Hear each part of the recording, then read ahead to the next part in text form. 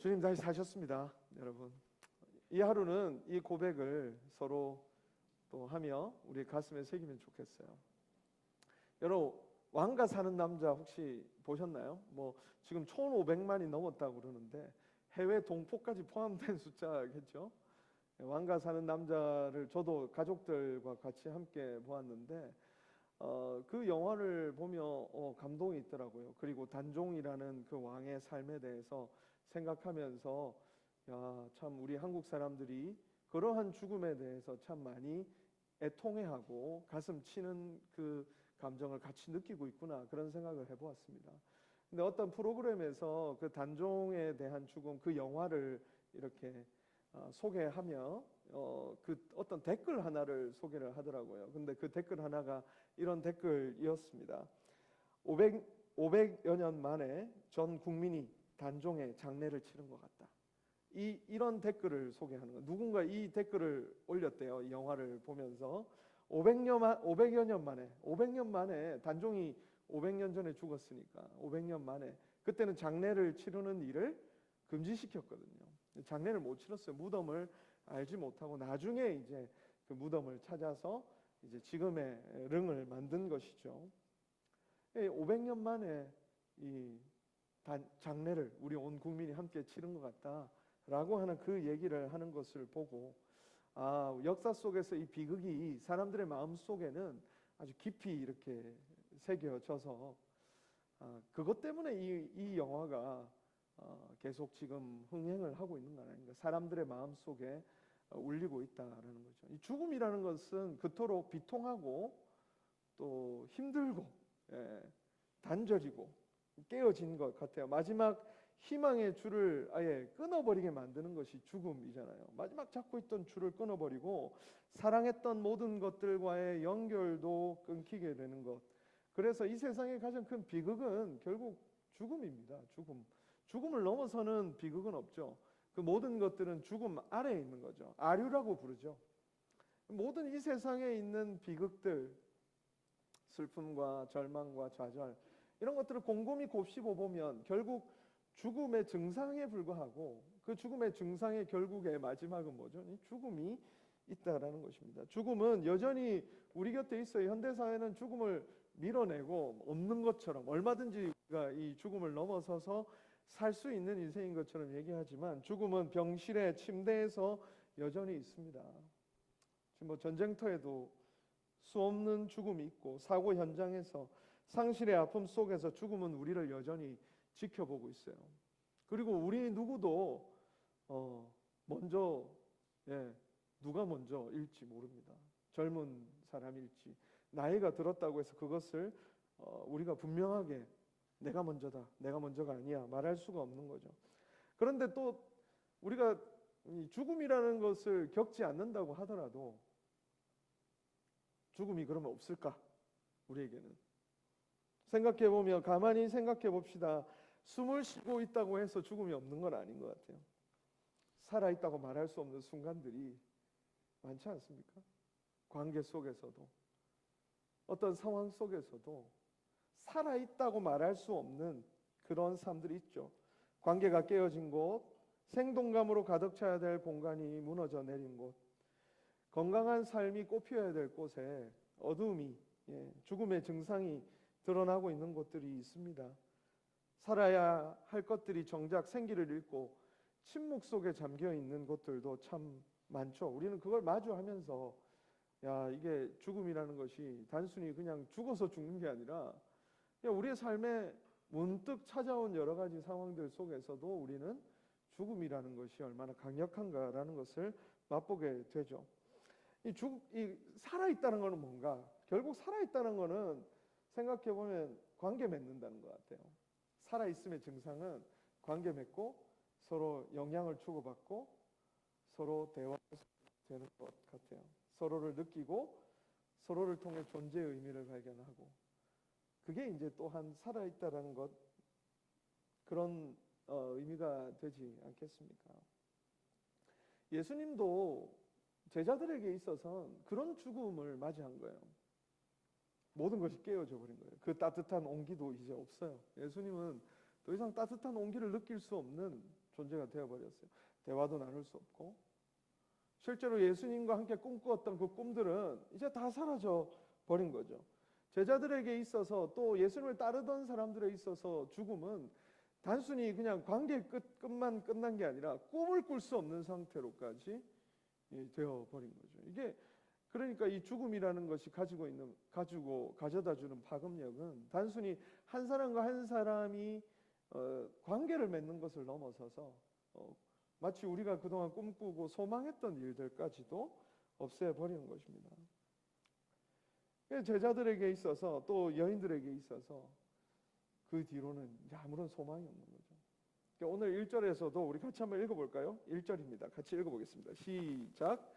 안식 후 첫날 새벽에 이 여자들이 그 준비한 향품을 가지고 무덤에 가서 지금 제자들이 뭐하러 갔습니까? 여인들이 뭐하러 갔어요? 여인들은 장례를 치르러 간 거예요. 안식 후 첫날 새벽, 우리가 알고 있는 그 부활의 아침에 죽음의 그림자가 그들에게는 너무나도 컸고 그것이 가지고 있는 그 힘이 너무나도 강력했기 때문에 주님이 말씀하셨거든요. 이미 말씀하신 내가 죽음 뒤에 살아나리라 하신 말씀을 기억하지도 못하고 모든 꿈이 사라진 채로 향품을 가지러 갔단 말은 그때 유대식의 장례의 절차를 따라서 죽고 난 다음에 이제 몸에 기름과 여러 가지 향품들을 발라서 시체를 보존하는 방식입니다. 우리나라로 치면 염을 한다 그러는 거 있죠. 모든 것이 다 비참해진 거죠. 실제로 예수님의 죽음은 그러했습니다. 이 세상에 우리가 가지고 느낄 수 있는 모든 비참함을 다 담고 있어요. 첫 번째는 예수님은 사회적으로 죽임을 당한 거예요. 사회적으로.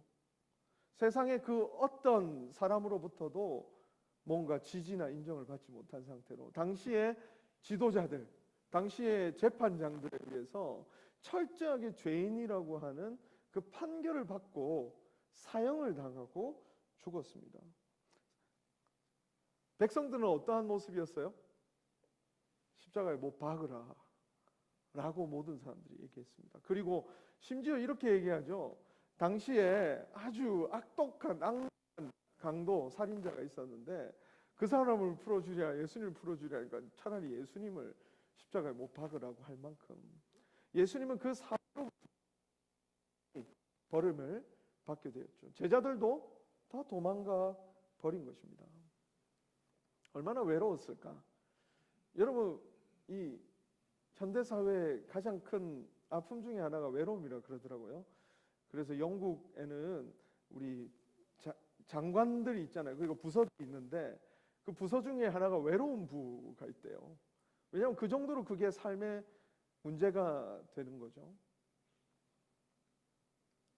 외로움을 느낄 때 마치 담배를 15개 피를 핀 것처럼, 제가 너무 자연스럽나요? 네.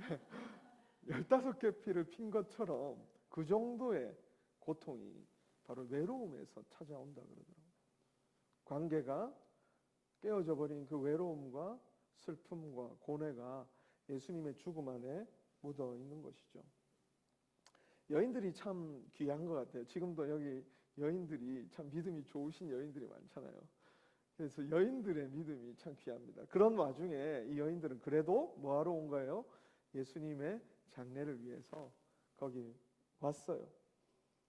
안식일이 지남에 마가복음 16장 1절에 보니까 안식일이 지남에 막달라 마리아와 야고보의 어머니 마리아와 또 살로메가 가서 예수께 바르기 위하여 향품을 사다 두었다가 그럼에도 신의를 지키고 그런 모습들이 보입니다. 우리가 느끼고 있는 이 세상의 그 감정들 예수님은 고스란히 느끼며 그 십자가에서 홀로 쓸쓸히 죽임을 당한 거예요. 근데 예수님에 있어서 더 고통스러운 죽음은 뭐였을까요? 두 번째로 생각해 볼 것은 바로 하나님으로부터의 단절입니다. 엘리 엘리 라마 사박다니, 우리가 이 말 잘 알죠? 하나님 하나님 어찌하여 나를 버리시나이까 라고 하는 그 말은 누구에 대하여 한 말입니까? 얘들아 왜 나를 버리니? 라고 하는 사람들에게 얘기한 게 아니라 하나님 어찌하여 나를 버리십니까? 예수님께서 가장 고통스러운 순간을 뽑으라면 저는 이 장면이라고 생각돼요. 하나님과의 끊어지는. 우리가 뭐 이 인생 몇 년 살다가 같이 함께 살다가 부부도 연을 최대 뭐 50년 그 이상도 맺겠지만 그러고 헤어지지만 하나님과 그의 아들의 연은요, 영원부터 영원 전까지 영원 후까지 계속되고 있는 관계예요. 그 사귐, 내가 안즉 하나님이 아는 이 삼위일체를 생각해 보세요. 하나님이 알고 아들이 동시에 아는 거예요. 이신점심이라 그러죠. 부부 사이에도 마음이 그렇게 같을 때가 있는데 하나님과 그의 아들에게 성령 삼위일체는 그게 왜 하나라고 말을 하는 거냐면 하나님 생각한즉 곧 동시에 아들과 성령께서 동시에 알고 있는 거예요. 완벽한 연합입니다. 완벽한 하나됨을 얘기하는 거예요. 그런 관계가 끊어지기 때문에 예수님에게 있어서 이 고통은 어떤 고통과 비교할 수 없는 슬픔이 그 안에 있었던 것이죠. 세 번째로 예수님의 죽음은 바로 죄와 사망의 권세 아래서의 죽음이에요. 그 누구도 이 죽음이라는 것에서 굴복해서 벗어날 수 없었는데 모든 인간이 바로 그 아래 들어갈 수밖에 없는데 결국 예수님도 그 아래 들어갔다. 예수님도 그 사망이라는 것 아래 들어가 버렸다. 그게 바로 예수님의 죽음이 보여주고 있는 절망감인 거예요. 죄와 사망이라는 것을 극복할 수 있을 것 같은 힌트들이 많았어요. 예수님이 이 사역을 하시면서 많은 일들을 통해서 마치 죽음에서 살아날 것 같은 힌트들을 주님께서 많이 보여주셨어요. 그런데 결국 제자들이 맛본 것은 뭐예요? 예수님도 그 죽음에서 그 절망감 속에 있게 되는 것. 그것을 바로 오늘 이 제자들의 절망 속에서 보여지게 되는 것입니다. 3일 동안 그리고 죽음에 계셨어요. 우리가 사도신경도 고백하잖아요. 장사한 지 사흘 만에, 여러분 뭐 배우십니까? 보고 하시는 거예요. 네. 장사한 지 사흘 만에 죽은 자 가운데서 다시 살아나셨다. 우리는 이걸 매번 고백해요. 왜 이 고백을 사도신경 안에 넣었을까요? 장사되었다. 실제로 죽으셨다는 거. 죽은 척 하셨다가 그냥 잠깐 이렇게 막 우리 영화 같은 데서 보면 무슨 약 같은 거 거미에 독을 빼서 잠깐 주사를 하면 마치 잠깐 잠든 마치 실제로 죽은 것처럼 맥박과 호흡이 약해졌다가 좀 지나면 다시 살아나는 듯한 뭐 그런 장치를 통해서 예수님이 죽은 척 했다가 살아난 게 아니라 성경이 말하고 싶은 것은 예수님이 실제로 그 죽음에 계셨다라는 것을 얘기하고 있는 거예요. 그 죽음에 계셨다. 여인들이 향품을 가지고 그 무덤에 갔을 때 돌이 앞에 이렇게 막혀 있었거든요. 그 막혀 있는 돌은 직경이 약 1.5에서 1.8m라고 합니다. 제 키만한 거예요. 제 키가 그렇게 크지 않으니까. 제 키만한 이렇게 동그란 돌이 앞뒤로 한 30cm가 이상이 되는 돌이 그 굴이 막고 있는 거예요. 그 굴이 막고 있으니까 뭘 말하는 거예요? 여기서는 그 누구도 나올 수 없다. 그 누구도 나올 수 없다. 죽음이라는 것은 그토록 강력하게 우리의 인생을 세상과 완전히 단절시킨다라는 것을 상징적으로 보여주는 장치가 바로 돌 같은 거예요. 근데 그 돌이 오늘 이 여인들이 갔을 때 어떻게 돼 있어요? 돌이 굴려져 있는 거예요. 생각해 보시면 이게 무슨 사건입니까? 결국 예수님이 부활하셨다는 것을 보여주는 거예요. 근데 예수님이 그 돌을 꼭 굴리셔야 나올 수 있나요? 돌을 굴려야 되나요? 우리 승호같이 이렇게 몸이 좋은 친구, 우리 우성이같이 우리 성민이처럼 이렇게 소위 말하는 헬창이 우리 교회 몇 명 있습니다. 그런 헬창들이 이렇게 그걸 굴려야만 이게 예수님이 굴려줘야만 나올 수 있는 건가요? 아니잖아요. 예수님은 부활하셨는데 죽음에서 일어났는데 돌을 못 깨고 나오실까요? 안 그러세요? 근데 왜 돌이 굴려져 있었을까라는 것입니다. 저는 여기서 중요한 메시지를 보게 됩니다. 제자들과 여인들은 계속해서 예수님의 죽음 속에 머무는 거예요.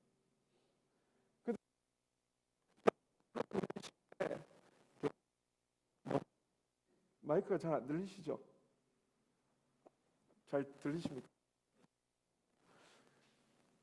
오늘 이 마이크 상태가 좀 좋지가 않네요. 네. 얼굴에 이렇게 맞춰야 되는데. 네. 어디까지 했죠? 죽음과 묵상을 하고 깨어진 것과 묵상을 하고 계속해서 우리가 생각하는 현실의 우울함, 절망감들과 묵상을 하게 되면 우리는 그 현실 속에 계속 머물게 되는 거예요. 주님은 그거를 여시면서 전혀 다른 우리에게 새로운 이미지와 상징을 보여주신 거예요. 무덤 문이 열렸다. 예수님 다시 살았다는 것은 우리가 다른 여러 가지 이미지 있지만 무덤이 굴러간 거예요. 그렇지 않아요? 우리의 삶을 세상과 가로막고 있던 그 무덤을 굴리신 예수님을 찬양합니다, 여러분. 그런 예수님을 찬양합니다. 여러분에게 드려져 있는 그 모든 것들, 이제 나는 더 이상 여기서는 소망이 없다고 말하는 그것부터 그 돌을 굴리신 그 주님, 일부러 굴려주신 거예요. 보고 따라 나오라 하시는 것이죠. 이제 이야기가 달라지는 것입니다. 굴러줬고 시체가 그 안에 옵니다. 여러분의 인생의 가장 큰 반전이 무엇입니까?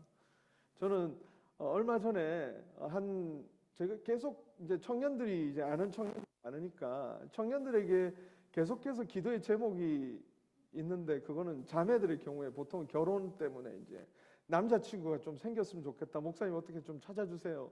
이렇게 한단 말이죠. 그래서 한 자매를 위해서 오랫동안 기도도 하고 오랫동안 이렇게 길거리 가면서 좋은 형제 없나 이렇게 쳐다도 보고 그래서 썸 탄다 그러면 엄청 열심히 기도해주고 야 제발 이번에는 이 썸은 잘 되길 바란다. 근데 그 뒤로 아무 소식이 없어가지고 저는 또 잘 안 됐구나 하면서 이제 저는 계속 그 자매가 홀로 있는 상상을 하며 가슴 아파하며 하나님 앞에 이렇게 늘 이렇게 가슴 쳐 하나님 저 친구는 언제까지 저렇게 혼자 있어야 됩니까? 그런데 어느 날 어떤 예배 시간에 이렇게 봤는데 형제랑 같이 이렇게 탁. 야, 그때부터 이제 이야기가 달라지는 거죠. 그 전에 했던 이야기들이 그냥 얼핏 뭐 썸 탄다 뭐 했던 이야기들이 저는 그냥 저 안심시켜 주려고 하는 말인 줄 알았는데 진짜 썸 타고 있었던 거고 그 전에 했던 이야기들이 다 새롭게 들려지면서 이게 진실로 지금 좋은 형제가 생겼구나. 이 반전이라는 것은 그렇게 우리의 삶을 과거에 있었던 이야기들을 다시 보게 만들어 주는 거죠. 예수님의 죽음은 부활이 없다면 어떨까요?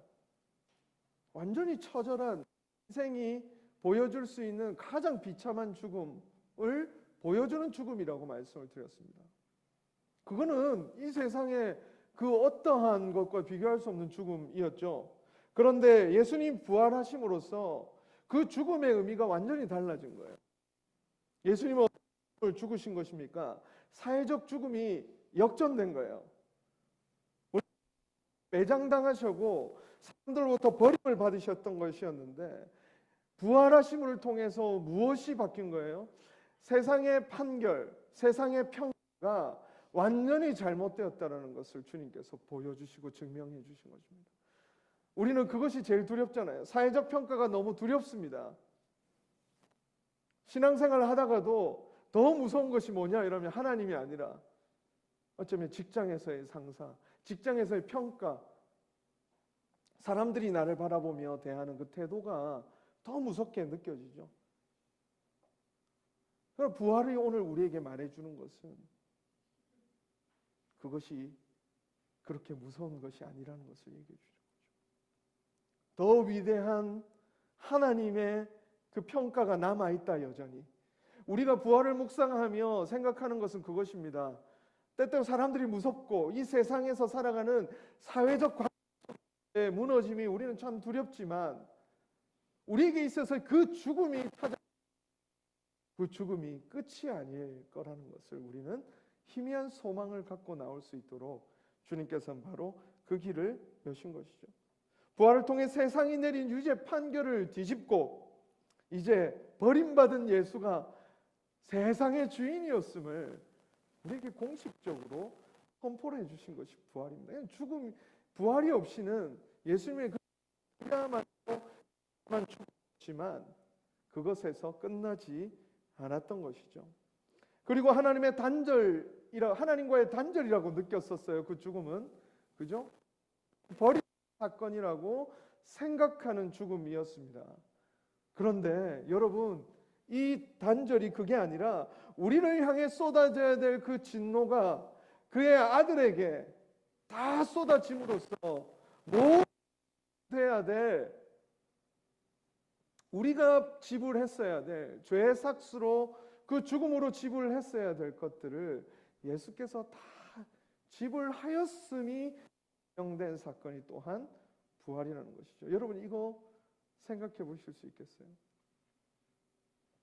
원래는 우리가 죽었어야 되는 죽음인데 예수님 하나님부터 버림을 받아서 하나님도 침묵하시는구나, 제자들이 이게 어찌된 일인지 도저히 알 수 없게 하고 있었는데, 알고 보니 그 침묵과 죽음은 우리가 받아야 될, 모두 우리가 사실은 죽었어야 되는 그 절망과 어쩌면 지옥에 가야 되는 그 모든 판결들을 예수께서 다 했던 시간이었던 거죠. 그래서 그것을 다 받고 다 이루었기 때문에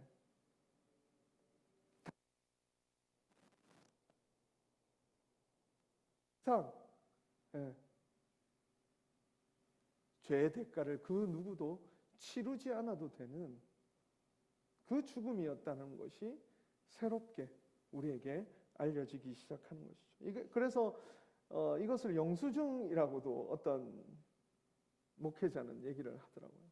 이미 페이드 되었다는 거죠. 마켓에 가면 처음에 들어가면 우리가 물건들을 우리가 이렇게 사잖아요. 근데 그 물건들을 미리 사고 이렇게 먹고 싶은 것들이 있잖아요. 그러면 거기 고객센터 가면 그거 어떻게 해줘요? 이렇게 페이드 됐다고 이렇게 붙여주는 거예요. 그건 나갈 때 그 제품만큼은 다시 지불할 필요가 없는 거죠. 예수님께서 십자가에서 하나님으로부터 완전히 거절당하고 하나님의 진노 아래, 그 십자가라는 하나님의 진노 아래 서신 것은 바로 우리의 그 죄의 대가, 죄의 삭, 우리가 짊어져야 될 그 죄를 예수님께서 다 라는 것을 바로 보여주신 공식적인 선언이 되는 것이죠. 그리고 세 번째로 예수님의 죽음은 사망에 갇힌 거라 그랬잖아요. 다른 사람들과 마찬가지로 예수님도 사망 아래에 들어가실 수밖에 없는 상황, 상태, 우리와 똑같은 인간. 그러나 주님께서 부활하셨다는 것은 그 죽음이 어떻게 되었다는 거예요? 결론적으로 힘을 잃어버린 거예요. 죽음 안으로 들어가서 죽음을 깨뜨리신 거예요. 죽음의 영향 아래로 들어가셔서 친히 그 죽음을 아예 없애버리신 채로 나오신 것입니다. 죽음에 얻지 못하는 자가 아니라 죽음을 없애기 위해서 그 죽음으로 들어간, 죽음을 죽인, 이 표현 자체가 그렇죠. 죽음을 죽이시기 위하여서는 그분이 친히 죽음에 들어가셔야 했던 거죠. 부활은 바로 그 죽음을 죽였음을 보여주는 사건이 된 것입니다. 죽음이 바로 부활을 통해서 완전히 새롭게 우리에게 이해되기 시작한 것이죠. 로마서 6장 8절 9절을 보면 이렇게 고백합니다. 만일 우리가 그리스도와 함께 죽었으면 또한 그와 함께 살 줄을 믿노니 이는 그리스도께서 죽은 자 가운데서 살아나셨음에 다시 죽지 아니하시고 사망이 다시 그를 주장하지 못할 줄을 알미노라. 우리 9절만 다시 한번 읽어볼까요? 시작. 이는 그리스도께서 죽은 자 가운데서 살아나셨음에 다시 죽지 아니하시고 사망이 다시 그를 주장하지 못할 줄을 알미로라. 할렐루야. 사망은 모든 인생과 모든 우리의 삶 속에 끊을 수 없는 것이었습니다. 그것으로 인해서 만들어지는 여러 가지 어려움들과 고통, 우울, 슬픔, 절망들이 사실 이 세상 모든 곳에 스며들어 있습니다. 사랑하는 여러분, 그러나 우리가 예수께서 다시 사신 그 이후로 우리가 예수 그리스도를 믿는다면 우리는 이 사망의 권세로부터 예수께서 누리시는 그 죽음을 이기신 영광을 오늘 우리도 누리게 된다는 것이 성경의 약속이라는 것입니다. 주님은 그것을 위해서 그 죽음으로 친히 들어가셨고 그리고 생명 가운데로 나아오신 것입니다. 그러므로 우리가 부활을 생각할 때 단순히 삶에 활력을 주는 종교, 활력을 주는 어떤 개념 자체로만 이해하는 것은 아니에요. 아침에 일어나서 부활의 주님을 묵상합시다. 이것이 단순히 내가 우울했던 마음을 한번 깨워봅시다.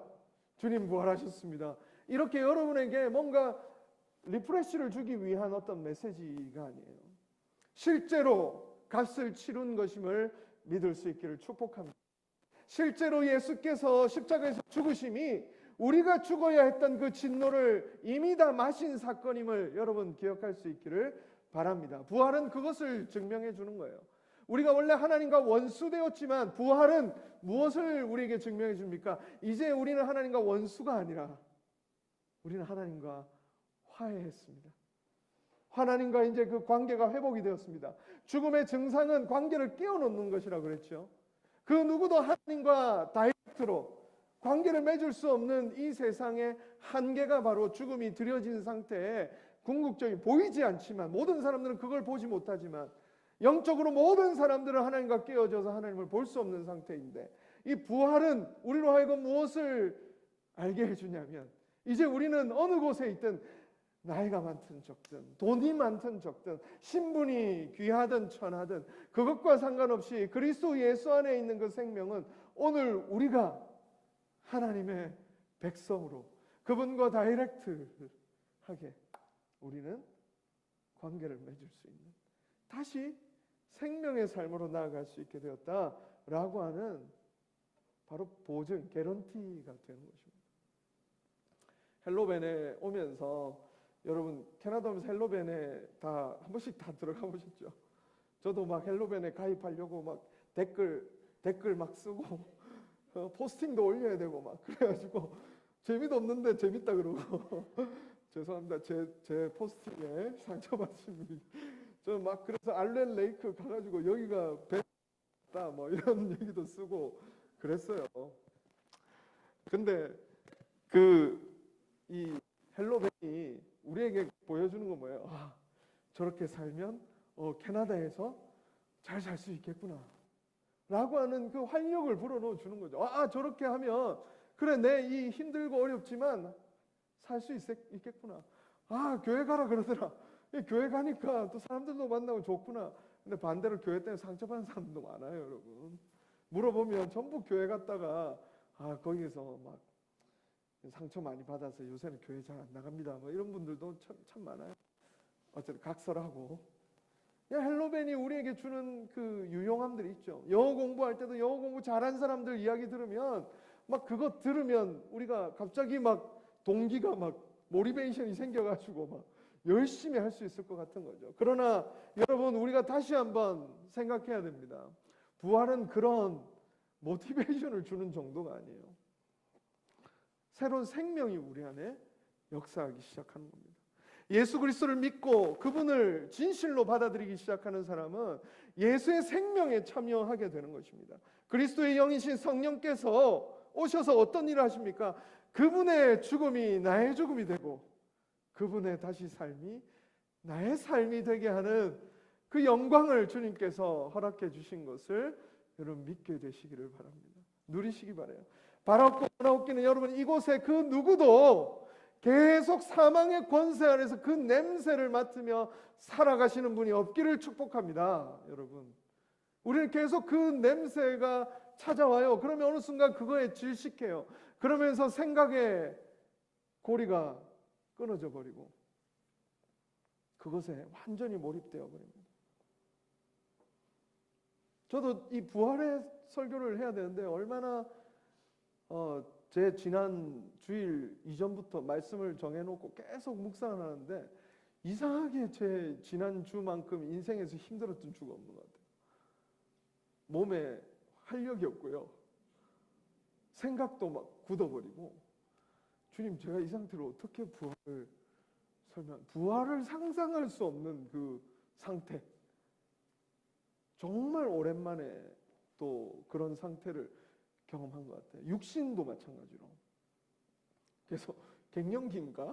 제가 이제 40대 중반부터 갱년기가 올 수도 있다 그러더라고요. 진짜 그렇게 검색도 해볼 만큼 갱년기인가 이거?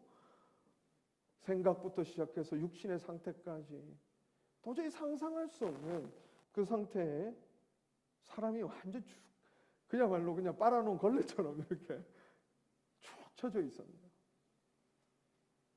근데 어쩔 수 없이 계속 누워서도 계속 말씀을 묵상해야 되잖아요. 이게 목회자의 비애잖아요. 누워서도 어떻게든 이 말씀을 묵상해서 말씀을 전해야 되는데 점점 제 마음에 이 몸은 거의 죽을 것 같은데 마음으로는 이 생명을 자꾸 떠올리게 돼요. 당장 우리의 육신이 좋아지지 않잖아요. 어떤 상황 속에서.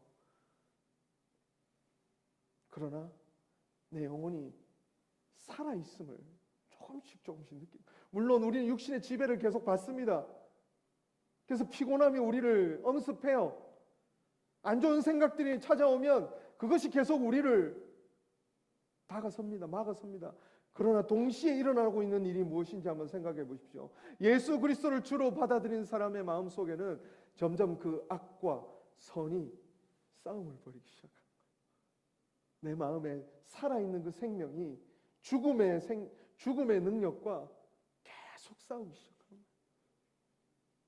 그리고 어느 순간 생명이 죽음을 압도하는 은혜가 있는 줄 믿으시기 바랍니다. 네. 근데 이걸 많이 경험하지 못하죠. 어떤가요, 여러분의 삶은? 부활이 없으면 우리는 맞아요. 예수님의 죽음을 그 처절하고 비참했던 죽음이 맞아요. 우리가 이 땅에서 느끼는 외로움부터 시작해서 도저히 해결되지 않는 문제들에 그렇게 여러분 쌓여 계시면 돼요. 맞아요. 그게 그토록 비참한 죽음이었으니까. 그리고 여러분이 당면하고 있는 여러분이 마주한 그 여러 가지 어려움들은 맞아요. 힘든 거예요. 예. 그냥 그렇게 우리는 부활을 없이 그냥 그 어려움을 생각한다면 그것은 맞습니다. 예수님의 죽음처럼 그렇게 보여질 수밖에 없는 현실입니다. 그래서 우리는 어쩔 수 없다는 말을 입에 달고 살죠. 그래, 그건 어쩔 수 없는 거예요.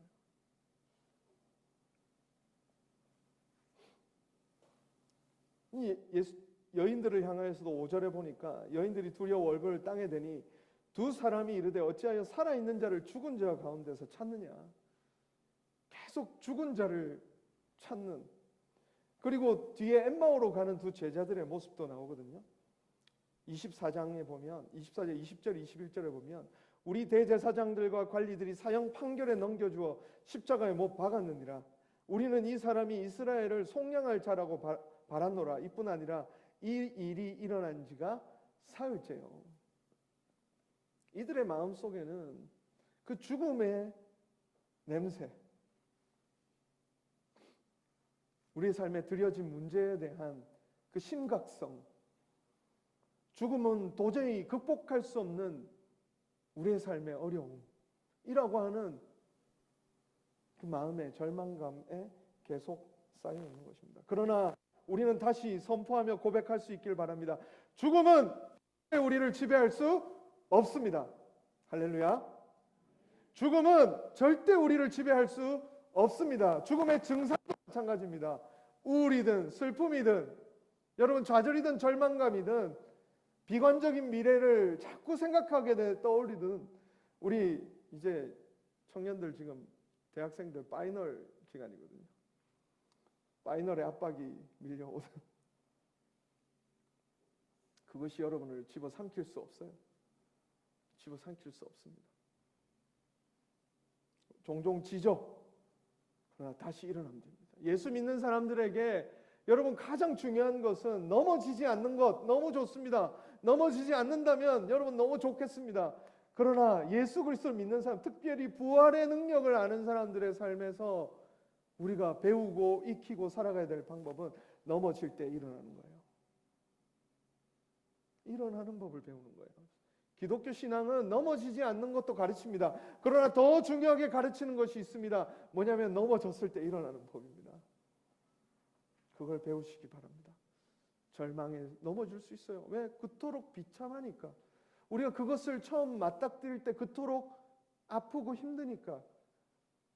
그래서 휘청휘청하고 흔들리고 사람들한테 실수도 하고 그렇게 하니까. 그런데 그것이 끝이 아니라 거기서 일어나서 다시 관계 맺는 자리로, 다시 생명의 냄새를 풍기는 자리로 나아갈 수 있는 것이 예수 그리스도에게 부활에 약속된 능력임을 여러분 믿을 수 있길 바라요. 그래서 부활은 그 어떤 활력을 주는 어떤 요소들이 아니에요. 그냥 어떤 생기를 주는 어떤 그냥 칙 하고 뿌려줄 리프레시먼트가 아닙니다. 능력이에요. 능력. 다시 살 수 있다. 그것이 끝이 아니라 다시 할 수 있다. 관계 다시 할 수 있어. 너희들의 그 실패한 그 일들 다시 할 수 있어. 어떤 책의 제목에 제가 수해 전에 봤는데 계속 제 마음속에 참 그래 그렇지 하는 책의 제목이 있습니다. 근데 그 책을 한 번도 펴보진 않았어요. 그 책 제목의 은혜를 받아가지고 이 시대의 우울을 거절하라. 전 계속 책 제목의 은혜, 그 내용이 뭔지는 모르겠어요. 근데 그 제목이 너무 좋아요. 이 시대의 우울을 거절하라. 여러분 거절하십시오.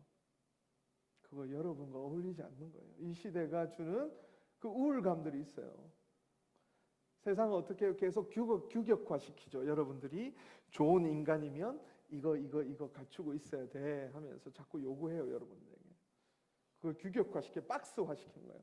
박스 안에 넣을 수 있도록 자꾸 여러분을 그렇게 만들어 가려고 하는 거예요. 근데 이건 내 옷이 아닌데 우리를 계속 그렇게 가두어 놓는 거예요. 그런 세상에서 살다 보면 처음에는 우리가 용기 있게 나 그런 존재 아니야 라고 말할 수 있을 것 같지만 예수님이 사회적 죽음을 당한 것처럼 세상에서 우리가 그렇게 저지당하면 그렇게 내가 작아져 보일 수가 없어요. 새벽기도 때도 나눴지만 제가 요즘 가장 슬퍼하는 마음 중에 하나가 그거예요. 나는 언제까지 척하며 살아야 될까? 목사다운 척. 지금 제가 목사답지 못한 면이 많았습니까? 지금까지 그런 면을 보셨다면 한다고 했는데 잘 안 됐어요. 근데 그게 너무 힘든 거예요. 뭔가 아는 척, 뭔가 괜찮은 척. 우리 교회 안에서도 계속 괜찮은 척 해야 되잖아. 주일 나오면. 그래서 교회 나오기 힘든 사람들도 있어요. 괜찮은 척 해야 되고 나는 지금 잘 살고 있는 것 같이 보여줘야 되고 계속 그런 삶을 반복해서 사는 것이 참 고생스러운 거예요. 이 공간만큼은 우리가 내가 그런 척하지 않고 우리가 서로를 만날 수 있는 공간이 되면 얼마나 좋을까? 가능하지 않을까? 부활이 우리에게 그게 가능해. 이 세상은 계속 우리로 하여금 그런 세상으로 만들어 가지만 그러나 예수의 부활은 우리로 하여금 이 세상과 다른 방식의 삶에 대해서 가능하다고 그 삶으로 나오라고 말씀해 주고 있는 것입니다. 깊이 들여오진 어둠, 절망의 그림자가 때때로 우리의 삶에 깊이 들어옵니다. 그러나 우리는 압니다. 그리스도께서 죽은 자 가운데서 살아나셨음에 다시 죽지 아니하시고 사망이 다시 그를 주장하지 못할 줄을 알미로라. 이것이 우리의 묵상이고 고백입니다. 고린도후서 4장 7절에서 11절 이렇게 고백합니다. 여러분 이 말씀이 너무 좋은 말씀인데요. 같이 한번 읽어보겠습니다. 시작. 우리가 이 보배를 질그릇에 가졌으니 이는 심히 큰 능력은 하나님께 있고 우리에게 있지 아니함을 알게 하려 함이라. 우리가 사방으로 우겨쌈을 당하여도 쌓이지 아니하며 답답한 일을 당하여도 낙심하지 아니하며 박해를 받아도 버림받지 아니하며 거꾸로 뜨림을 당하여도 망하지 아니하고 우리가 항상 예수의 죽음을 몸에 짊어짐은 예수의 생명이 또한 우리 몸에 나타나게 하려 함이라. 우리가 살아있는 자가 항상 예수를 위하여 죽음에 넘겨짐은 예수의 생명이 또한 우리 죽을 육체에 나타나게 하려 함이라. 사방으로 우겨쌈을 당하여도 쌓이지 않는 영광, 그 보배로운 생명이 우리 안에 있다고 이 사도 바울은 얘기하는 거예요. 가끔 우리가 죽음의 그 삶으로 넘겨집니다. 그죠? 나의 도저히 변하지 않는 그 습성들, 관습들, 그것이 우리의 삶을 우겨쌉니다. 이 세상에 있는 여러 가지 평가들, 사람들의 그 시선들이 우리를 우겨쌉니다. 그리고 스스로 해내지 못하는 그 좌절감과 절망들이 우리를 우겨쌉니다. 그러나 여러분, 그 죽음을 예수와 함께 들어가십시오. 철저하게 한번 죽어봅시다. 그러면 거기서 부활을 경험하게 됩니다. 새로운 마음이, 이전에 알지 못했던 마음들이 일어나는 거예요. 이게 우리가 부활을 그냥 누리는 것이 아니라 죽음이 있어야 부활을 경험하는 겁니다. 우리의 삶에 들여진 그 고통과 애절함, 그 절망과 그 죽음의 증상들과 끊임없이 씨름하며 그 아랫속으로 끊임없이 들어가면 결국 그것이 사망 판정을 받으면 결국 거기서부터 새로운 것이 일어나는 거예요. 오늘 우리에게 그 은혜가 절실한 시절입니다. 죽음은 결국 다 흩고 관계를 깨어놓습니다. 제자들은 다 흩어졌고 모두가 자기의 살 길을 찾아 떠났습니다. 그런데 부활하신 예수님이 오면서부터 다시 교회가 살아나고 사람들이 모이고 그곳에서부터 일이 일어나는 거예요. 예수 다시 사셨습니다. 그것은 그 우리의 삶에 있는 그 모든 것들로부터 또 사셨다는 것입니다. 우리가 느끼고 있는 그 모든 절망으로부터 사셨다는 것입니다. 그냥 그분만의 죽음이 아니라 우리의 죽음, 또 우리가 다시 삶과 아주 깊이 연결되어 있는 그 생명의 능력, 그것이 예수의 부활의 능력입니다. 오늘 우리가 그 능력을 힘입어 다시 우리의 삶을 새롭게 바라볼 수 있는 믿음이 일어나시기를 주님의 이름으로 축원합니다. 우리 같이 찬양하겠습니다.